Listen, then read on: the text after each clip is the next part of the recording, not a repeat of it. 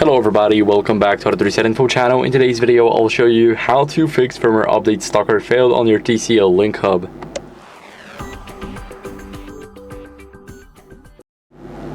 So first, what you guys want to do is go over into your system on your web UI and here go to firmware update. Now, if you cannot update, what you guys want to do first is check for those updates. So it is very important that you have the internet, and if you do not have the connection, then what you guys should do is go over and here you just restart the site. So you do the same thing, and what you guys want to do next is simply, as a last resort, factory reset your router.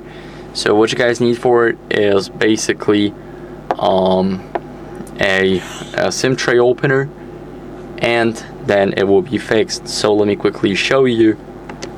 Here we have our router. Now of course we're gonna unplug the Ethernet cable first, and once we unplug it, here we need to rotate it like this.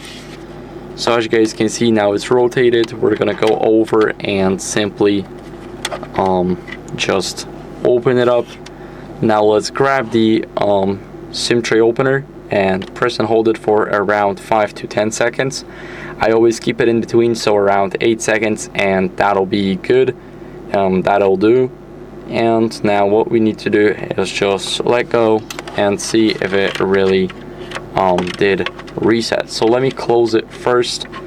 Now once we close it, once we hear everything click, we can check that there's only power button lighting up. And what are we gonna do next is place the router like this. We're gonna enter our Ethernet cable. So let me quickly do it. And once it's done, we can just place the router back. And once we turn it back, everything will start working. So as you guys can see, now here we are with our router. It's still searching for the connection, but now you'll be able to search for those firmware updates. So that's it for the video. I hope it was helpful. If it was, then leave a like, subscription, and a comment, and I'll see you in the next one. Bye.